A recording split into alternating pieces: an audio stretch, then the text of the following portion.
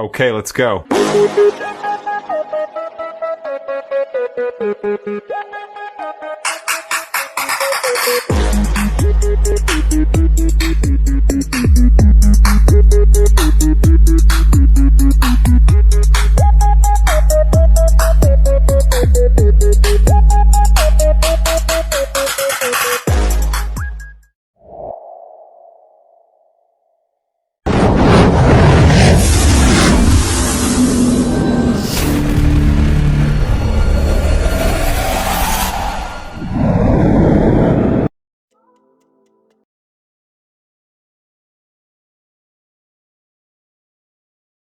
Hey you guys, welcome back for another video. Make sure as you come in you like and share this video.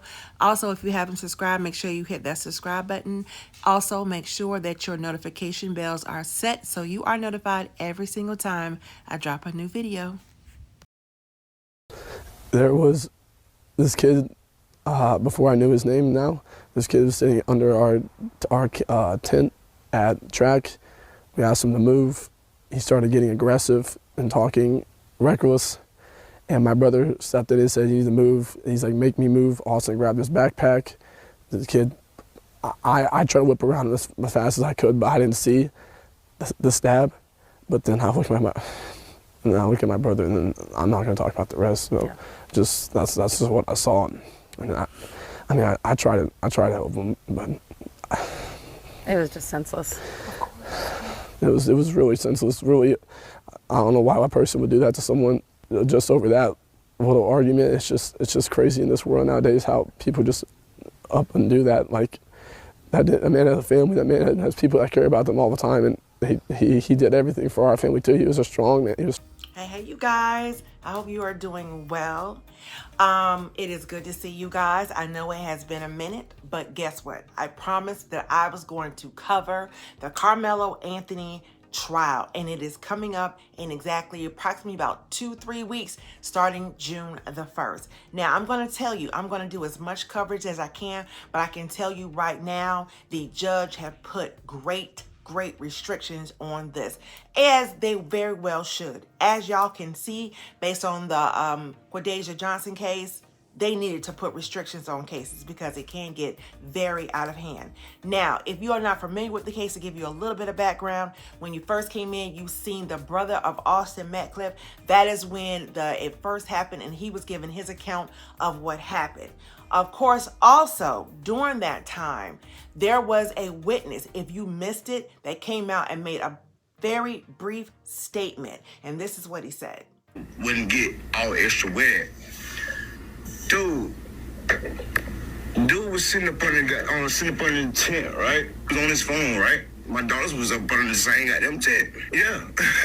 So I'm paying attention to my kids, but at the same time, they're in the same vicinity, so I'm watching everything going on around it because I'm there for my children. So dude walks up, McKellen, bro, he wasn't even under the tent at the time. They came from a whole separate tent and walked over there. They intentionally went over there to this kid, man. Dude was sitting there on his phone just trying to get dry, you feel me? One thing went from another.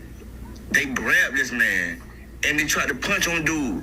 Dude went in his bag and they went to try to jump this dude and punch on this dude, man. And he protected himself, dude. That's what happened. Yeah.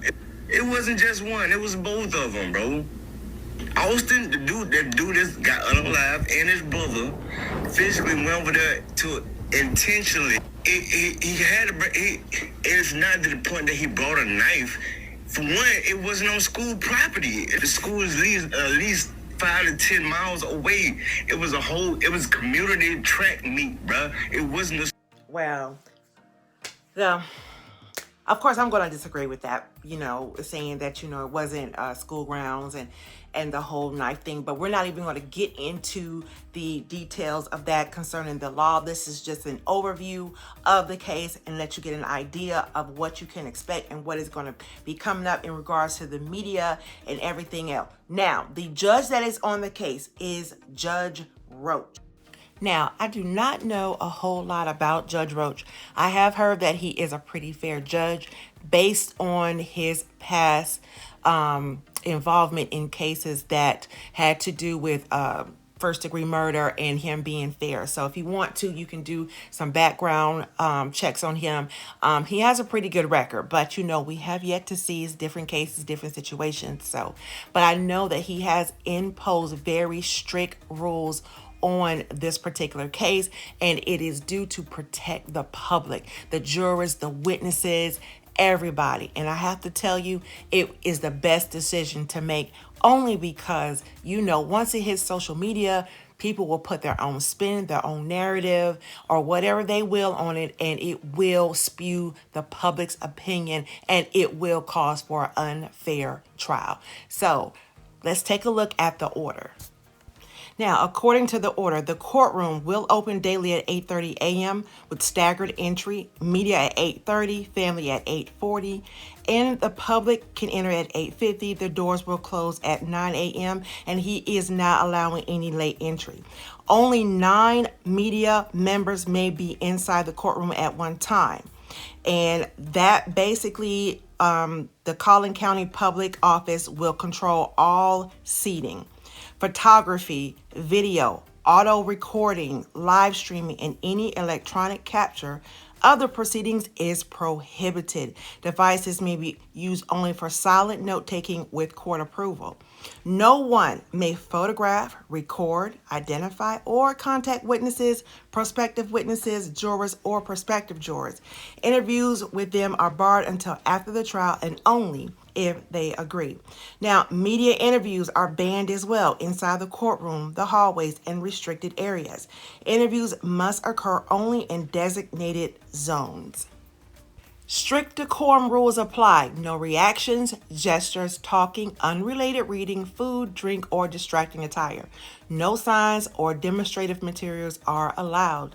Only authorized individuals may enter the area beyond the bar, including counsel, parties, court staff, law enforcement, witnesses, and jurors. All attendees must pass security screening, and additional measures may be implemented. Congregating in hallways or blocking courthouse operations is also prohibited. Trial exhibits will not be released to the public or media until the trial concludes. And that one I so much support, because exhibits are part of the discovery. And as long as some form of discovery is available to social media, to the public, they are going to scrutinize it. They are going to twist it, do whatever they can. So I'm so glad that they are prohibiting that. Violations may result in immediate removal, loss of media credentials, or contempt sanctions without warning. So as you can see, you guys, the judge has put great restrictions on this trial. And I cannot say that I'm in full support of that. Putting restrictions on a trial will limit any type of tampering of evidence, any type of manipulating words, any type of anywhere of intimidating witnesses,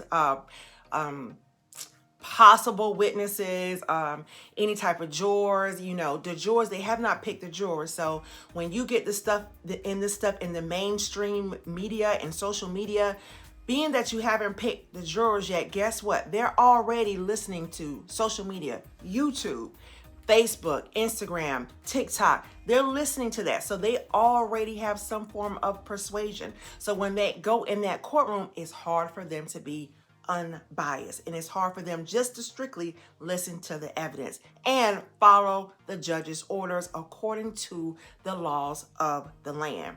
So this is why Judge Roach has implemented this very much. So that's why you have not been hearing much about this case.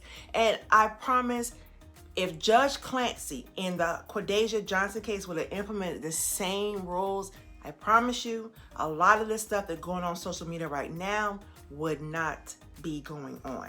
You would not have all of these content creators on Facebook, TikTok, and YouTube. They would not have access to any of this information. But I tell you one other thing that Judge Roach did that I wish Judge Clancy would have did. He implemented a gag order. In a newly obtained gag order, Collin County Judge John Roach cites extensive pretrial publicity as a serious risk to its fairness.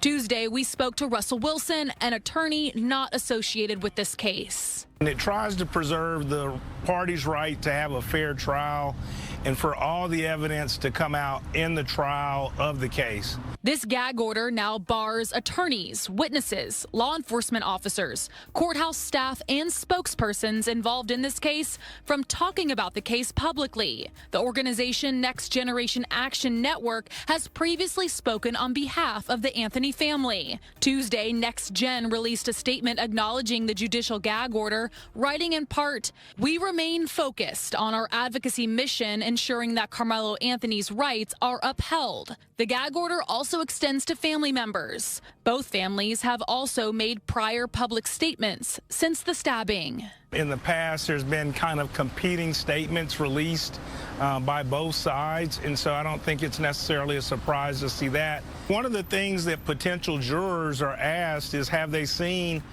media coverage of a case and whether or not that impacts how they view the case. Gag order, the judge also stated that changing the venue would be inadequate as the case has garnered attention nationwide. So you guys, as you can see, Judge Roach is basically shutting everybody down. Not only social media, not only mainstream media, but family members, friends, the school, everybody has to keep quiet. Everybody has to shut up. Nobody can talk about anything concerning this case. And if you do have information on it, it's from information that was put out when the case first came out. Because nothing new. Because I'm going to tell you right now, there's probably a lot of new stuff that has come out, but the media doesn't have it. We don't have it. So who knows? So I guess one thing we have to do, we have to look and wait and see as to what mainstream media will be able to come into the courtroom and possibly make it live. I don't know if he's going to allow it. Maybe, maybe not. But I can tell you right now, we ain't going to know any of that evidence, and we ain't going to know any type of discovery, anything. But anyway, you guys, like I said, I will do my very best to keep you guys informed and get as much detail as possible on this case, okay? You guys, definitely join me next time as I will discuss the self-defense and second-degree laws of Texas and how and if they apply to this case and how they apply to this case. Now, question. Do I think that he will be convicted of first degree? I do not think he will be. Based on the little bit of evidence that we did see in the beginning, I don't see it going that way. But I'm going to be honest with you guys. It could go self-defense or it could go second degree, just depending on how the law sways in one area to the next. It just depends on what they are weighing the most heavy on. And also, you guys, please do not forget that a lot of times outcomes depend on the community. It depends on politics. It depends on a lot more than just our feelings. A whole lot more than that. So, just stay tuned and I guess we will definitely find out. So, thank you guys for tuning in and I will see you guys on my next video.